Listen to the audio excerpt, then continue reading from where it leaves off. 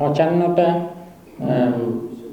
Public বিশ্ববিদ্যালয়ের যেগুলোর অভিভাবক শূন্য ছিল এগুলোকে ভালো একাডেমিক রেকর্ডের এবং মৃদুভাবে দলীয়ভাবে সক্রিয় না, মৃদুভাবে তো কোনো না কোনো দলে থাকতেই হয়, সেরকম মানুষকে খুঁজে খুঁজে বসিয়ে 55টা বিশ্ববিদ্যালয়কে শান্ত করেছি।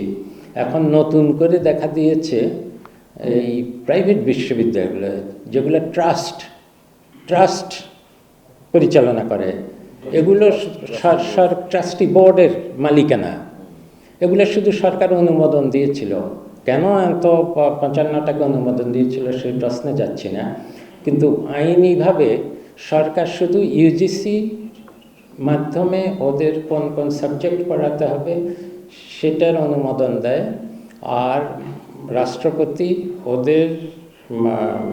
ওদের ট্রাস্টি বোর্ডের যে প্রস্তাব সেখান থেকে ট্রেজারার, ভিসি প্রভিসি তৈরি করে। এখন এই পাবলিক বিশ্ববিদ্যালয়গুলোর অস্থিরতা পরে স্থিতিশীল অবস্থায় আসার পরে একটা একটা করে এখন প্রাইভেট বিশ্ববিদ্যালয়, যেগুলো আসলে শিক্ষা মন্ত্রণালয়ের কিছুই করার নাই, কারণ এগুলো তো প্রাইভেট ট্রাস্টি বোর্ড, সেখানে এখন সব ট্রাস্টিরা যদি চলে যায় বা বের করে দেওয়া হয় এবং রাষ্ট্রপতি কর্তৃক নিয়োজিত ভিসি প্রভিসি ট্রেজারার সব চলে গিয়ে তারপর যদি ছাত্ররা বলে আমরা কি করব আমরা কোথায় যাব, তাহলে তো বড় একটা সংকট। এটা ওই পাবলিক বিশ্ববিদ্যালয় সামলানোর থেকেও আরও অনেক বড় আইনি সংকট, কারণ যে কোনো ট্রাস্টি বোর্ড যদি একবার অচল হয়ে যায়, এটা তো শুধু আইনিভাবে এর ফয়সালা করতে হয় হাইকোর্টে গিয়ে, কোর্টে গিয়ে, কিন্তু ছাত্ররা মনে করে শিক্ষা, কাজেই শিক্ষা উপদেষ্টা সব ঠিক করে দেবে, আপনিই তো আছেন, আপনি ছাড়া আর কার কাছে যাব। এটা চলতে থাকলে তো আমি কোথায় যাব আমি জানি না।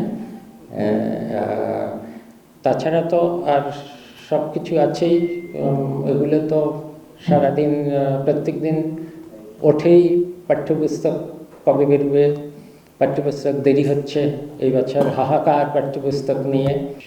2010 সাল থেকে হিসাব নিয়ে দেখলাম যে কোনো বছরই মার্চের আগে সবগুলো বই যায়নি, এবং কোনো বছর 2-1টি বছর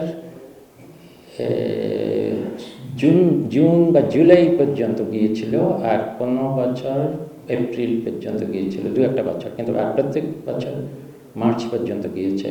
কিন্তু আমাদের সমস্যা হয়তো আমি জানি না, আমাদের তো আরও অল্প সময়ের মধ্যে অনেক কিছু করতে হচ্ছে, কিন্তু যেটা কেউ লক্ষ্য করেনি সেটা হলো আর কোনো বছর এই প্রথম সবগুলো টেক্সট বই, যেই অনুষ্ঠানে আমি গিয়েছিলাম সেই অনুষ্ঠান তো পাঠ্য বই কবে ছাপা হবে এটার অনুষ্ঠান ছিল না। সেই অনুষ্ঠান ছিল দুটো কারণে, দুটো টিপ দিতে হয়েছে আমার।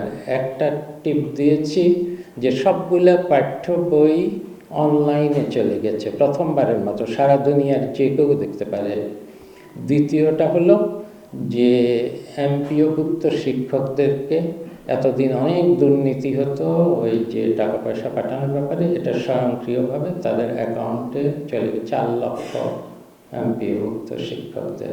ওইটা ছিল অনুষ্ঠান।